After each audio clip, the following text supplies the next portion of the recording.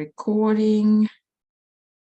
Excellent. So welcome everyone. Thanks for being here this morning. This is the first of the experimental LinkedIn events that I'm trying to do on the topics that I feel really passionate about. And I think it's really great to see that there's a lot of people that were curious about the topic that I proposed.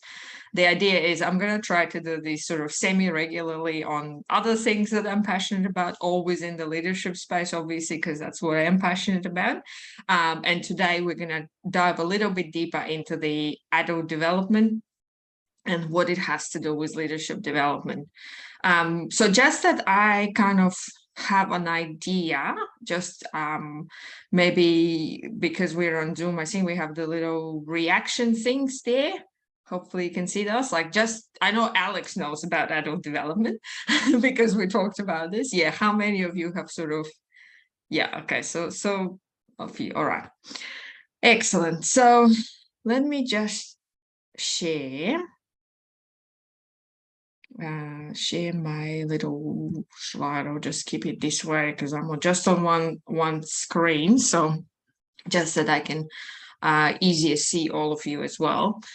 So this is the same visual that I've shared on LinkedIn yesterday, and that basically I like this one because it shows us kind of in a nice visual way the way that we proceed with our development as adults. So the main thing to know about adult development is that we all continue to develop as adults in a similar way that children do, but primarily our development as adults is concerned with cognitive development, so thinking, perspective taking, all of those sort of things, right? So we don't really continue developing other, to an extent we do skills, but mostly it's really the cognition and metacognition.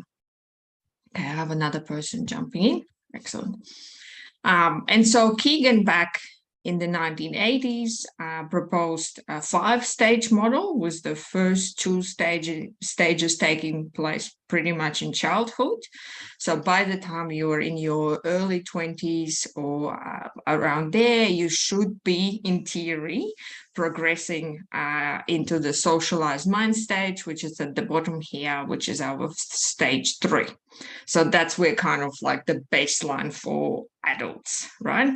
Now, this is in theory. The really interesting thing is that we know from surveys of general population is that a lot of adults, even in the later adulthood, not a lot, but let's say about sort of 1/5, so up to 20%, even in the late adulthood, are still sort of stuck in the adolescent stage in terms of their cognitive development, right? So a really important thing to recognize with adult development is that it doesn't just happen, right? So with children, sometimes it seems like, they're developing kind of no matter what. That's not necessarily true. The context is really important to children development, and same is for adults. So you can live your entire adult life without making much progress in terms of your kind of cognitive perspective, metacognition type of development. So that's one thing. So we need some kind of interventions. We need to do something there. The other thing to know is Kegan's model is only one of the models that we have in the suite of constructive developmental theories. There are many others which are also maybe a little bit more practitioner friendly in a sense. So there is one by Torbert and Hook from memory, sort of 1990s, that was published. They wrote a book about it, but more famously was published in HBR. You might have seen that around. It has 7 stages. There's another one which is more based around the agile leadership concept, which is also based on adult development theories, has 5 stages as well from memory. But so there's all sorts of variations of this out there, and it kind of almost inevitably comes all to the adult development. So in terms of leadership, right? So this is why we're here today. So why do we care about adult development within leadership development? Well, leadership development is one of those interventions which I mentioned earlier, which really allows us if we are really smart and sort of conscious about it, to advance people's skills and cognitions and metacognitions, not only in the space of leadership development, so not only technically make them into better leaders or train them in whatever leadership things that they need, also advance them in terms of adult development, right? And this is where, to me, this overlap is really exciting, because if we can, which is not easy, but if we can somehow through leadership development interventions also help people to grow as adults, that means that whatever leadership results that we get out of that are also more likely to be more sustainable, right? So they're more likely to kind of stick and land with the person, right?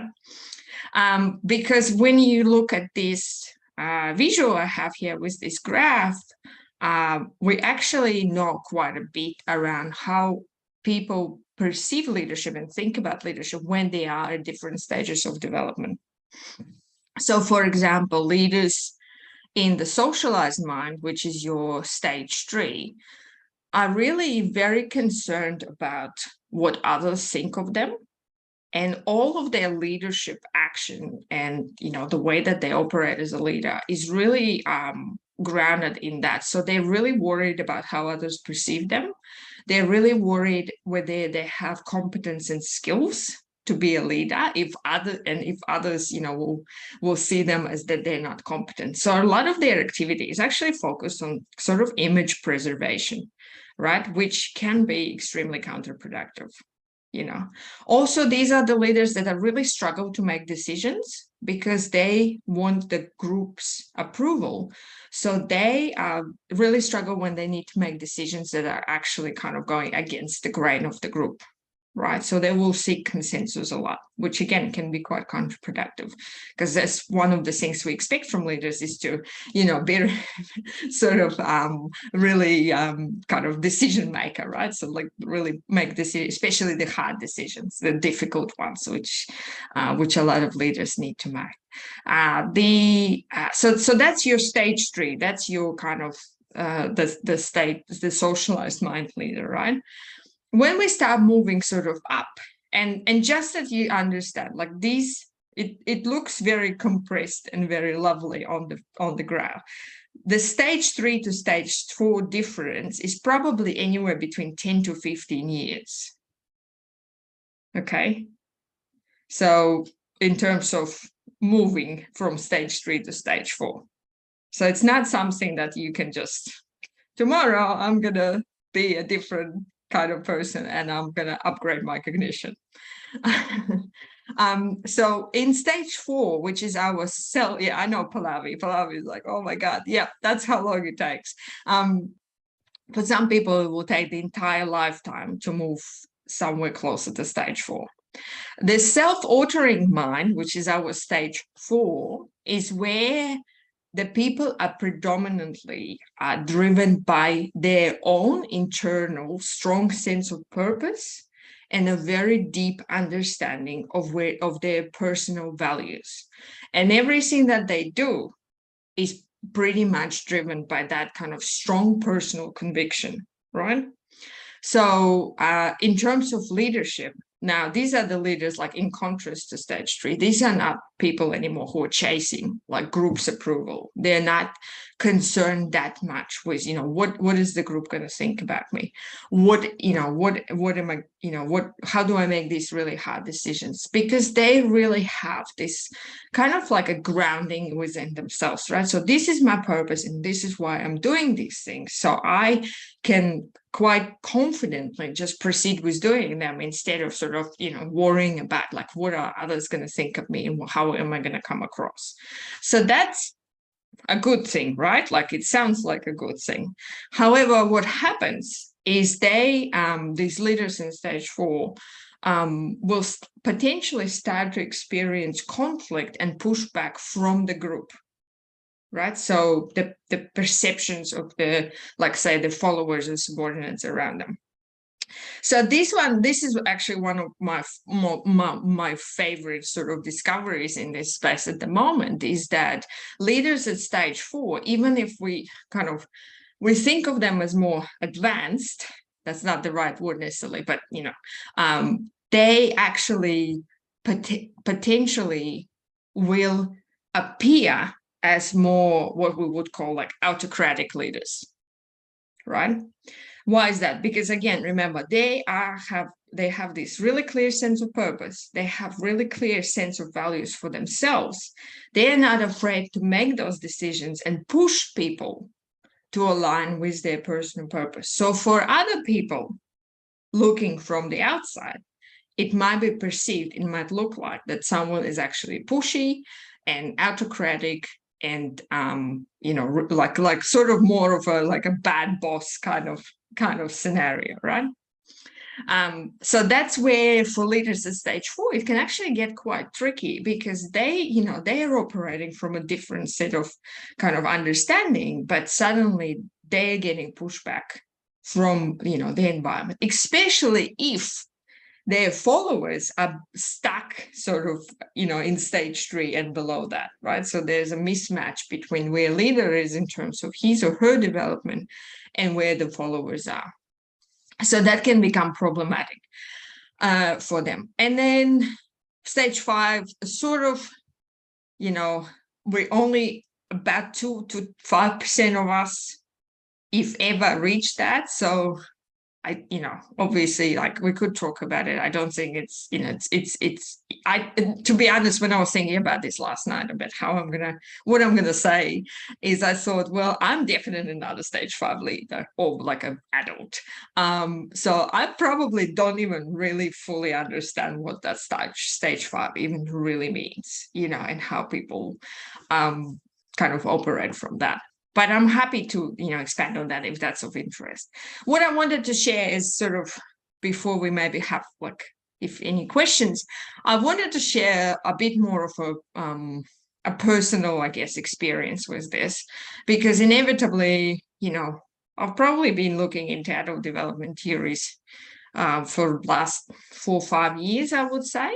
Very, very much this year. That has been like really my obsession this year, to really look at adult development and kind of start thinking about how I integrate a lot of this into the work that I do in leadership development space.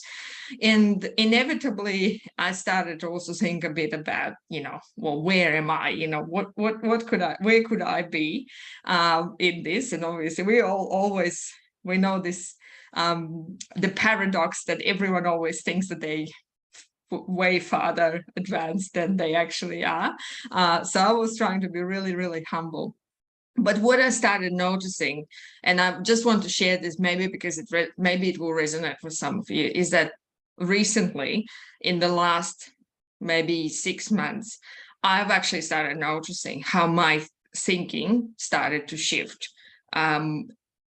Particularly around, I think, this is diagnosis on my own.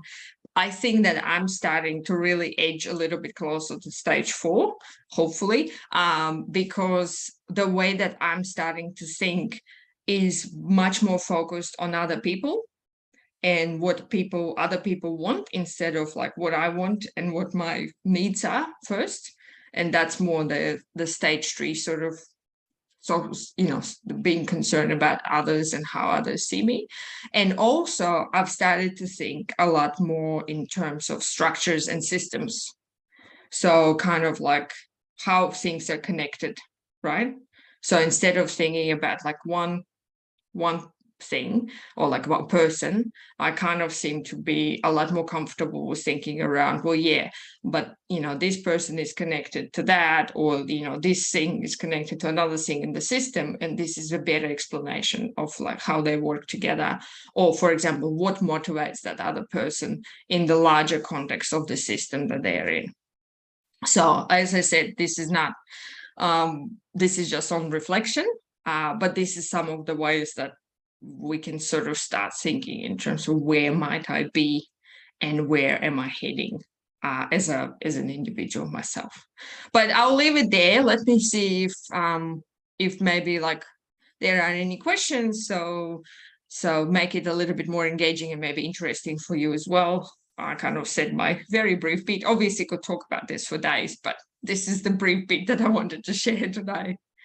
Yeah. So is anyone kind of has any question or anything like that? Yeah, Kieran. G'day, how you doing? Can you hear me? I'm good. How are you? Good, and thanks so very much for this to start off. It's a great opportunity, and yeah, stoked to meet you face to face for the first time. So it's yeah, it is a great privilege and an honor. Thank you. Thank you. One thing that just came to mind when you're talking about stage 4, and it sort of made me think of an adolescent's brain when you were talking about the confident and the self-conviction in their own sort of confidence and so forth. Do you know, is there any linkages between that same sort of development stages that they have? Yeah, so it's really interesting because like when you start looking into this, there does seem to be kind of a really strong overlap with sort of stage 2 and stage 4, like initially, like from looking from the outside, sort of, in. But I think with adolescents, when they're in that identity struggles, right, when they're trying to find their identity, they're still very much concerned with group belonging, right? And that's one of the one of the kind of markers of adolescence development is where they go through the kind of they start with saying, oh, I don't care about my family anymore because I'm kind of breaking apart, but they're seeking other groups that they can belong, right? So they're defining their identity in terms of like, where do I belong? And they go through the process of kind of trying, discarding. But for them, it's always still very much about, where do I belong? Like, where are my other people? Where someone who is in stage 4 is a fairly advanced adult, right? So let's be clear. Like, I think we're talking about, remember, we're talking about stage 4 is only about 20 to 30% of adults, right? And then some in transition, obviously, because like majority of us is in stage 3 and around there. From the data. So the typical bell curve, with the top of the bell curve being the stage 3, right? So when you're moving into that stage 4, it's really, yes, it is more about like standing out, like who I am, but it's really around that who I am by myself alone. Not so much where am I, where's the group that I belong to? And really, like, what is my purpose? So in leadership development, one of the markers, like if you were a coach or a consultant, or you work with people like trying to develop leaders, one of the markers of a person starting to show movement towards stage 4 is when they start talking about finding purpose and understanding what their purpose is. Because that's the main, like, that starts to be a dominant concern in moving towards the stage 4, right? So what is my purpose? What are my values as an individual, one person, not in reference to any groups? Yeah. Magic. Thanks very much. That clears that up really well. Thank you. But yeah, great question. Thank you. All right. Any others? Yeah, Huda. Thanks, first of all, for the amazing session. A lot of it was very new information to me, and for someone who's at the very beginning of their leadership journey, it was very insightful to see what stages one passes through as an adult.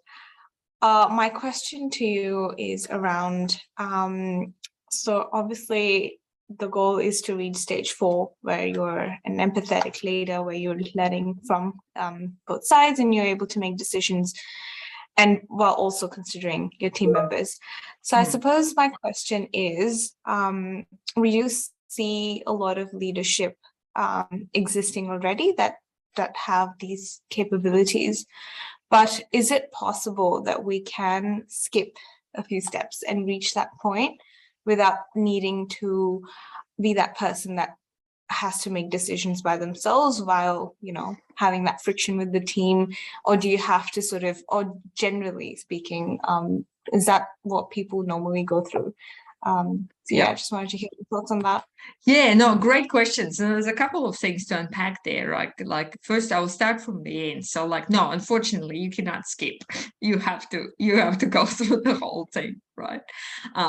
Because this is this fundamental way in which we all develop as adults, right? So it's like, children, like the metaphorically, right? Like the children, and this is only because I have small children, so just forgive the example. But like children can skip the crawling stage. Some of them do, so they don't crawl; they go straight to walking.